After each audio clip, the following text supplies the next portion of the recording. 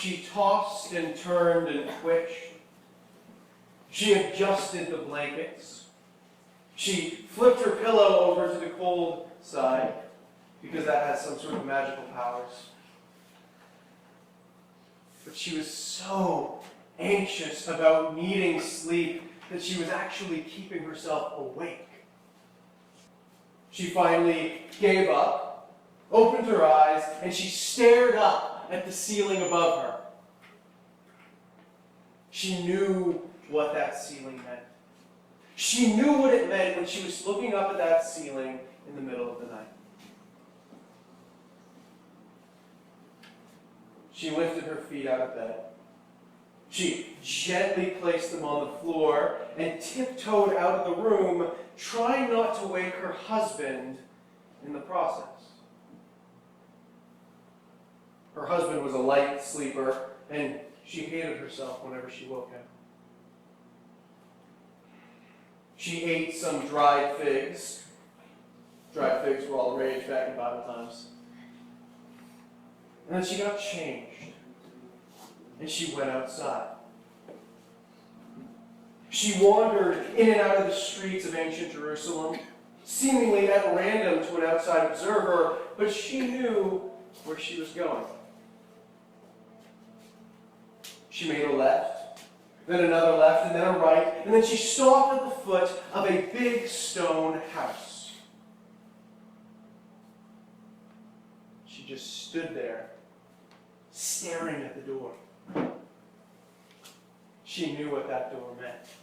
She knew what it meant when she was staring at that door in the middle of the night. For nearly 5 minutes, she stood there and she just stared at it, debating, struggling, agonizing, as if she was about to cross some invisible boundary from which she could never return. Closing her eyes, holding her breath, she finally silenced whatever inner voice was holding her back, and she reached out her fist and knocked.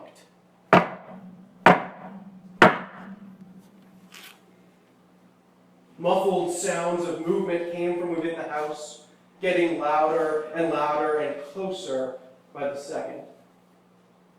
The door swung open, revealing a broad-shouldered man behind it. The man couldn't see who it was that had knocked in the dark, but he didn't need to see her face. He already knew who it was.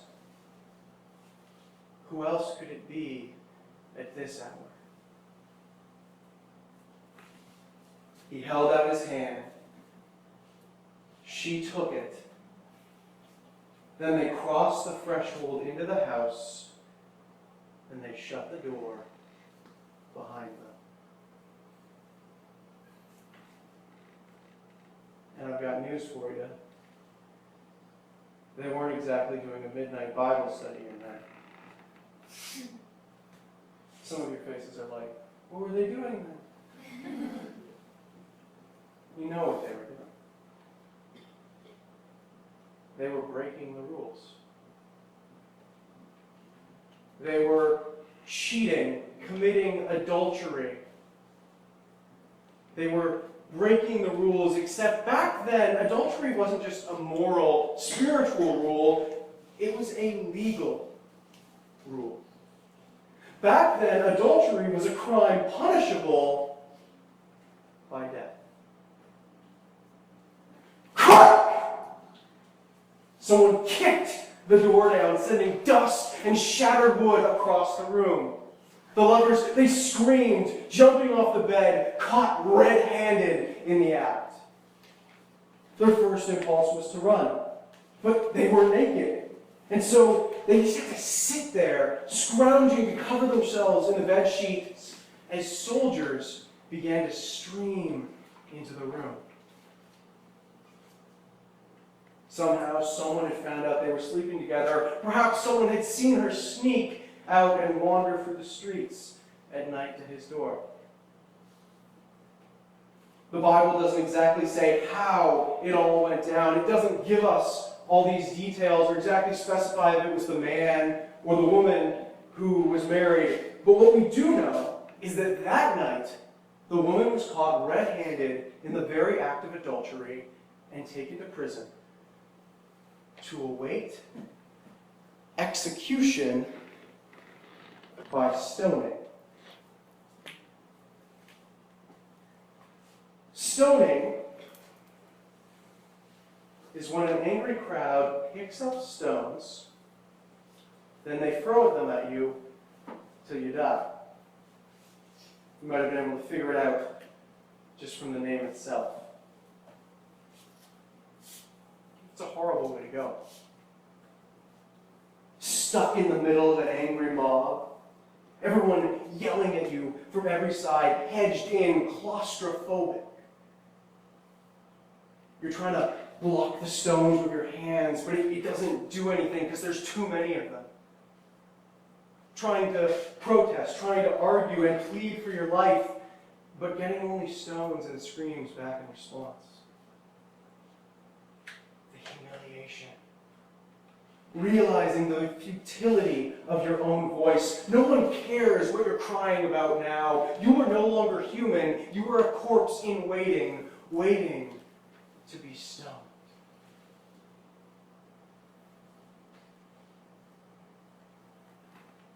Early the next morning, a crowd of angry men gathered around her cell, each of them carrying a baseball-sized stone they had picked up on the way in.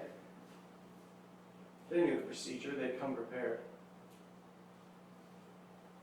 They took her out of her cell, carrying her to the place of stoning, dragging her knees behind her on the earth. And on the way with the woman, the angry mob encountered a man. A man who was a young preacher, a man who had challenged the government and the priests and religious powers that be and had pissed everyone off. The angry stoning mob ran into a man known as Jesus. And perhaps they wanted to embarrass Jesus. Perhaps they wanted to catch him off guard and make him say something stupid, because they took the woman caught in adultery and they threw her at Jesus' feet. And then they yelled at him, "Jesus! In our laws, it commands that we stone such a woman for what she did. What do you say about it?" And Jesus, as if refusing to play their cruel game, he bent down in the sand and began to write in the sand with his finger. The mob stared at Jesus awkwardly, waiting for him to speak, to respond, to say anything. And without even looking up from the sand, Jesus said, "Whoever of you is without sin may throw the first stone at her."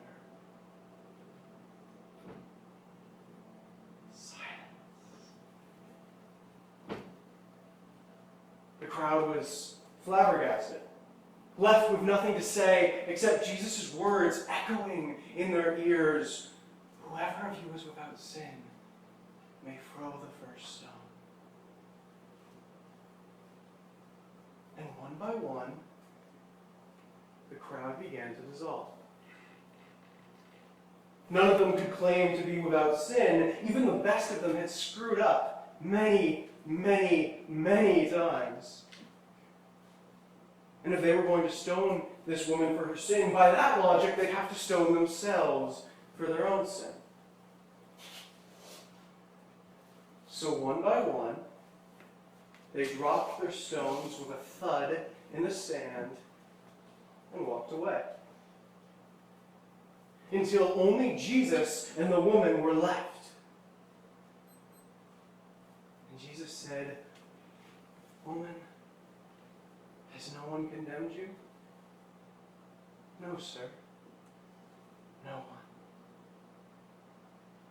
And Jesus replied,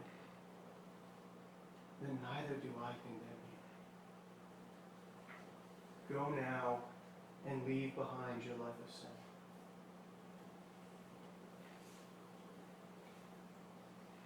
Jesus, God himself, forgives her adultery. He looks at her and sets her free, says, I do not condemn you. Because it's not just about the rules. It's about forgiveness when you break the rules.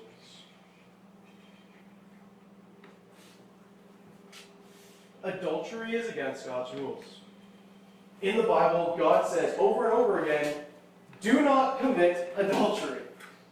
It's very clear. Adultery is against God's rules, but God also forgives when you break the rules. Jesus says, I do not condemn her. She did something wrong, no doubt about it. Adultery really is a dumb thing to do, but our faith is not about condemning people, but giving people a second chance.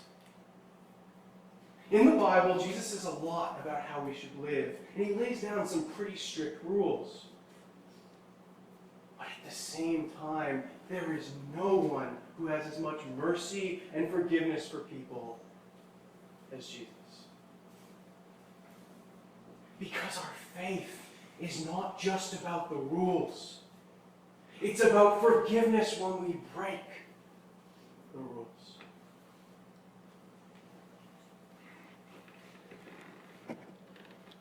Which is very good news indeed. Because I've done a lot of really stupid stuff. Don't know about you. I don't know about you, but I don't really consider myself a good person. I might be better than, some people, but I'm still not a good person. I don't actually believe in good people. I think there are bad people and slightly less bad people. That's it. When I was younger, I kind of looked at the world and things were black and white. There were good people and there were bad people. There were good people who loved their spouses, and then there were bad people who committed adultery. There were decent people and there were criminals. Batman and the Joker. Hitler and the rest of the planet.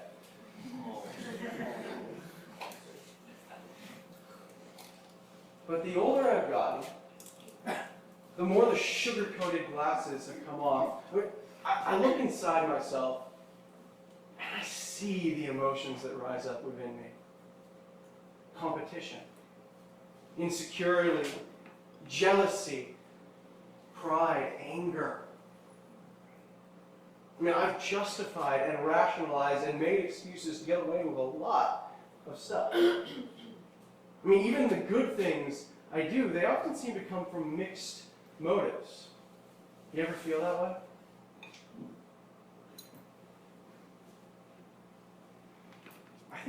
I used to think I was alone. I just thought, no, I'm really sick. No one else could be this way. But the longer I live, the more I realize that's pretty much what everyone else is going through as well. Whether or not they're honest about it, or whether or not they even know themselves well enough to see that about themselves. Most of us have this superficial face of sweetness and goodness, but inside it's a different story. Inside, in places we don't dare show the rest of the world, something dark is lurking about. Sometimes it comes out for a moment. We have an outburst at home or work, then we apologize and we say, I don't know where that came from, that wasn't me. And then we go on as if nothing ever happened, learning nothing about ourselves. Past the superficiality. On the inside, so many of us are being devoured by temptation, guilt, self-hatred, insecurity, lust, brokenness, numbness, and regret. We find ourselves staring at the ceiling at night, thinking about things we know we shouldn't be. You might not be an adulterer knocking on the door of your forbidden lover, but we all knock on on some kind of figurative door. We all, at some point in our lives, knock on a door we know we shouldn't be knocking on. We find ourselves knocking on the door of selfishness, knocking on the door of anger, knocking on the door of gossip, on the door of manipulation, on the door of lies and secrets, on the door of lust, on the door of materialism. And then the doors, they swing wide open, and Satan, he extends his hand to you, and he pulls you through the door to places you never thought you were capable of going. I don't know what you've done. I can't see into your hearts and know where you've been and what you've done. But you can. You know what you've done. And so does God.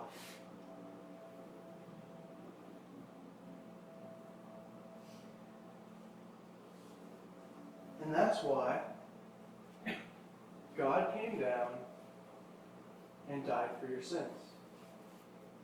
Died on a cross for our rule breaking. You might have heard it before, but let me tell you it again because it's that important. God is like a judge looking down on all our wrongdoings. He looks down and he sees all the stuff we've done. He sees all the things we've thought about doing if we thought we could get away with it. God is a judge who looks down and he sees all the rules we've broken, and God rightly declares us guilty. But then, when all hope seems lost, God comes down from his judge stand in the form of Jesus and offers to go through our punishment for us, to serve our jail time for us, to suffer the torment of hell in our place. That's what Jesus did on the cross. It should have been you and me up on that cross facing the consequences of our actions. It should have been the adulterous woman up on that cross suffering for her sins. Instead, Jesus took our place. He came down to earth and was crucified for us on our behalf. He basically said, "Stone me instead of them. Take my body as payment for their debt. Let them go free." Jesus died on a cross for our rule breaking.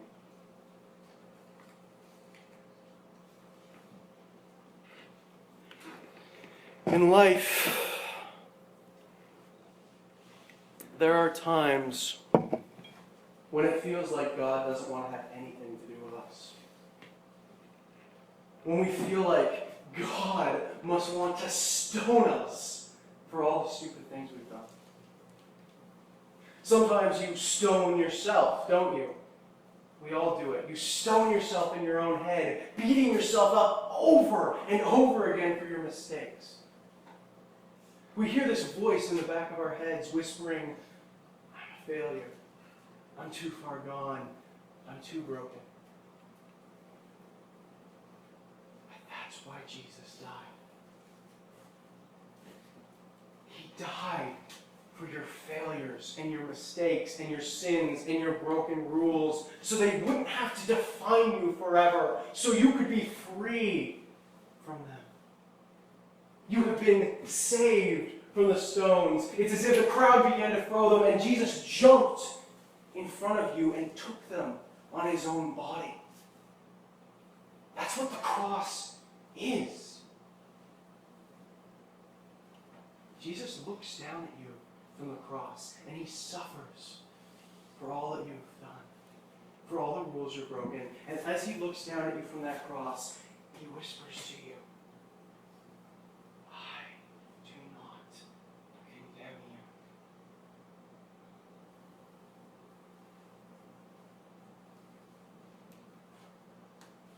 Sometimes we forget that. Sometimes religious people make it so much about the rules that we lose sight of the heart of Jesus and what the cross is about. I mean, that's when we get uptight and rigid, focusing so much on trying to be perfect that we forget to love people when they're not perfect. That's when church stops being a safe place and starts being a place of judgment and guilt and repression. That's when we start stoning people to death for their sin. Today we might not literally stone people, but we stone people with our words and our looks and our glances and our thoughts. Those were not angry, drunk guys with stones in the story. Those were religious people.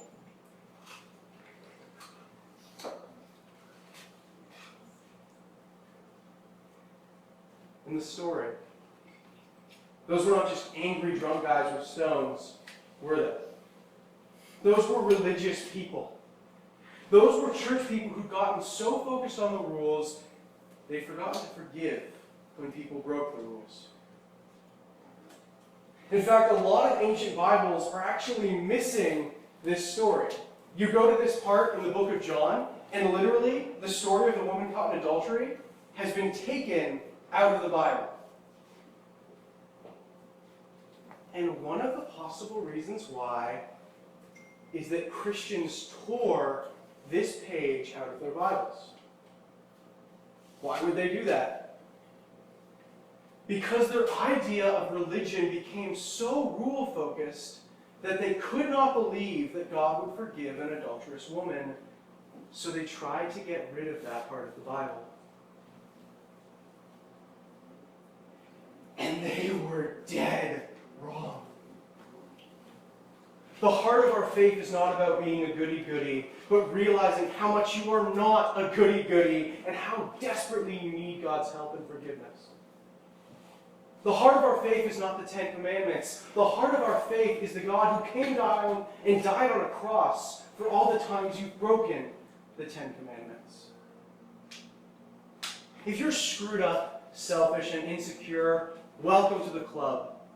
That's what church should be all about. That's what the cross and Christianity is all about. Finding forgiveness and finding a second chance. God knows you're broken. He knows you're sinful. He knows you're messed up. He knows all the rules you've broken and all the rules you would have broken if you thought you could get away with it. He's God.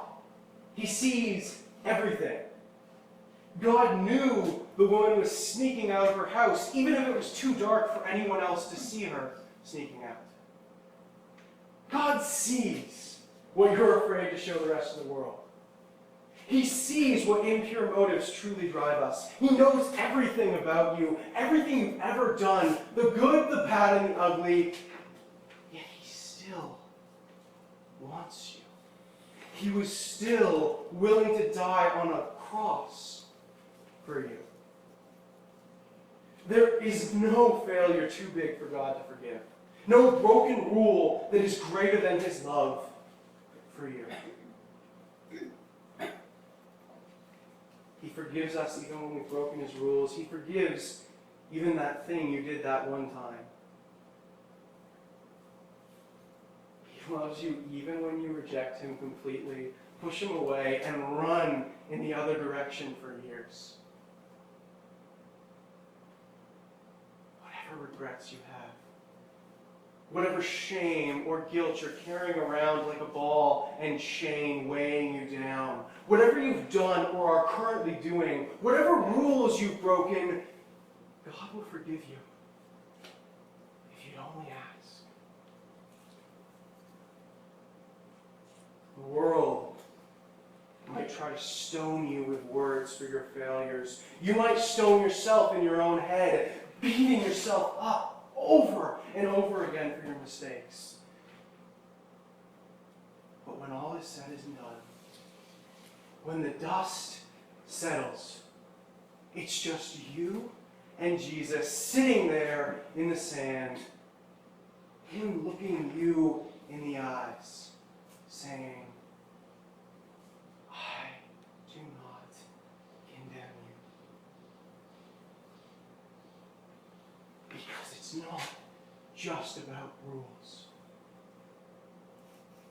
It's about forgiveness when you break the rules.